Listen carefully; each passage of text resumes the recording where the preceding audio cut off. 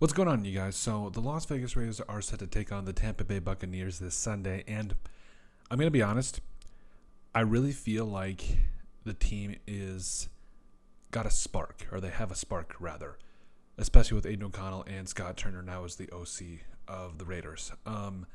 Clearly, it's different when you play a division rival like the Chiefs, and I understand all of that, but I really feel like the Raiders found something against the Chiefs, specifically offensively. And I think it really helped defensively too, as they were able to get make some key stops late in that game that gave them the opportunity to potentially go win it before the whole Aiden O'Connell fumble / oh yeah, we heard a whistle and all that kerfuffle, right? But overall, now it's on to the Buccaneers, and I think that they are going to have an opportunity to really show the league that this wasn't just a fluke against the Chiefs.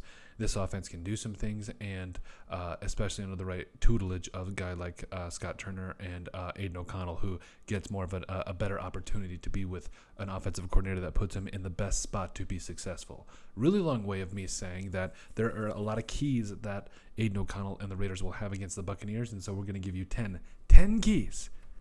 DAs?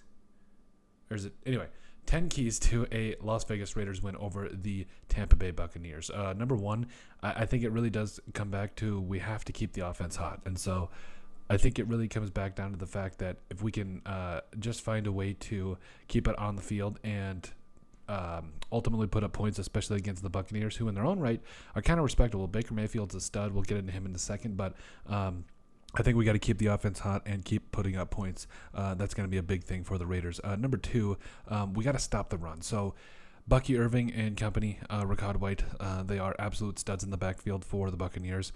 It starts with stopping the thing that works for them most, which is the running game. And I think that really comes down to the fact that ultimately, if you can shut down Bucky Irving and company, you make Baker Mayfield beat you. Now, Baker Mayfield has been playing very well, but a big portion of that is because of how good the running game has been for the Buccaneers, who are top 10 in rushing yards this year. Also, number three, you got to establish the run. So you got to stop it and you got to establish the run. It's really becoming apparent this year as to how important stopping the running game is. And so, and also having a running game in your own back pocket, because it opens up so many other things, and it can honestly be a weapon for you, especially later on in the season. And so the Raiders need to feed Sincere McCormick, maybe even Dylan L. out there, or Amir Abdullah, or no matter what, like establish the run, especially against the Buccaneers. Number four, we got to put pressure on Baker Mayfield. So overall, like I said, Baker Mayfield has been playing himself a lot of really good football, and I really respect it. I really feel like he's put himself in a place where,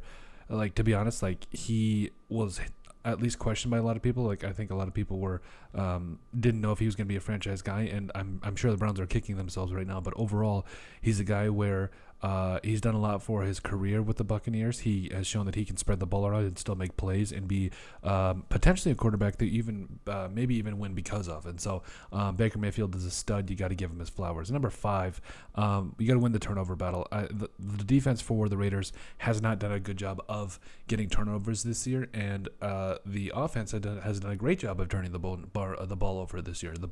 They've done a great job of turning the ball over this year. And so I think it really comes down to the fact that if you keep the ball and take it away from the other team, most likely you're going to win the game. Number six, the O-line has to have their best game of the season, whether it's blocking in the running game or giving Aiden O'Connell time. This has to be their best game of the season. I'm talking 200 rushing yards from scrimmage. Aiden O'Connell isn't touched. They can establish the play action pass.